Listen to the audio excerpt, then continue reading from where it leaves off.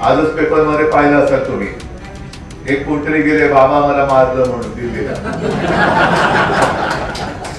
ही लाचारी जी आहे ना, ही लाचारी का, तर ते चांगलं जर काही त्यांना शिक्षक मिळालं असतं त्या वयामध्ये तरी परिस्थिती आली नसती. एक आता तुम्ही जो बोलला ना, ड्युटी म्हणजे मशाल आणि देवटा म्हणजे असे जे काही ड्युटे निघाले त्यांना मशालीचं महत्व कळणार नाही आणि कळलेलं नाही. ही गंमत आहे मराठी भाषेची.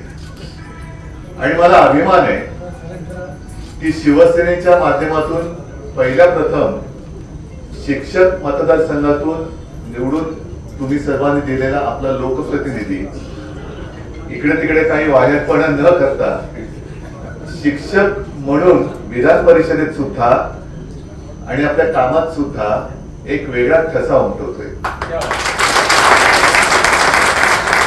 आणि तुम्ही म्हणाला ते खरंय आणि तसंच करा.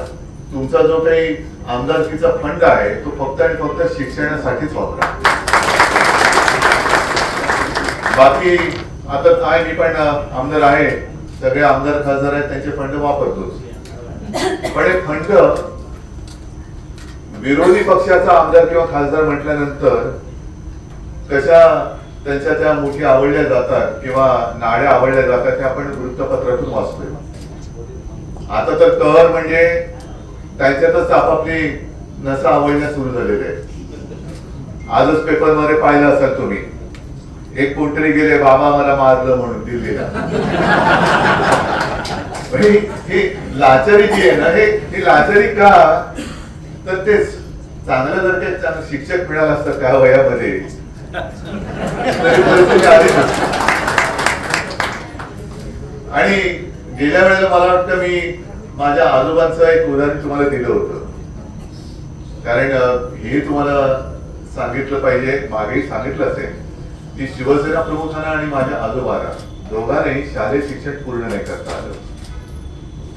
दोघांनाही जवळपास 7वी मध्ये फी भरायला पैसे नाहीत म्हणून शाळा सोडावी लागली. पण शाळा सुटली तरी त्यांचं शिक्षण नाही थांबलं. कारण घरामध्ये संस्कार हा एक विषय असतो, तो घरामध्ये जास्त असतो. आपण मुलांना संस्कारित करतो, संस्कार देतो म्हणजे नेमकं काय करतो?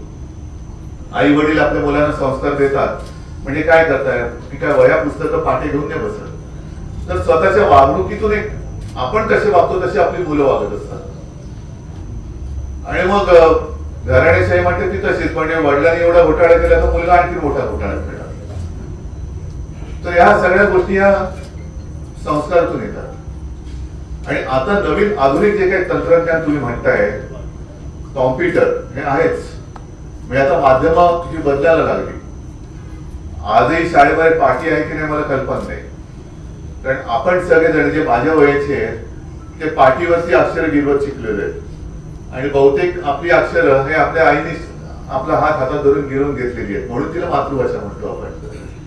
अ ई उ ए सगळे जे काय आहे हे सगळं तिकडे पाठीवरती गिरवून गिरवून गिरवून आपण ही अक्षरं गिरवत मोठे झाले. तेव्हा कुठे कॉम्प्युटर होता? पाठीवरती अक्षरे गिरवून मोठी झालेली आपण मांडतो. पण शिक्षण म्हटल्यानंतर त्या पाठीवरती गिरवून मोठे झालेल्या माणसानेच कॉम्प्युटर शोधलाय हे सुद्धा आपण मान्य केलं पाहिजे. तो सुद्धा कोणी जो कॉम्प्युटरचा शोधक किंवा जनक असेल तो सुद्धा तेव्हा कुठे शिकला असेल.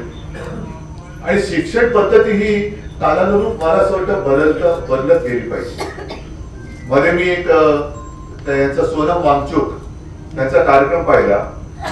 काय आपल्या देशामध्ये परत तेच सांगतो, शिक्षण आणि शिक्षक मिळाल्यानंतर चांगल्या लोकांना सुद्धा कसं देशद्रोही ठरवून तुरुंगात टाकलं जातं हे सोनम वांगचुक एक उत्तम उदाहरण आहे. काय त्याचा उपयोग खरा करून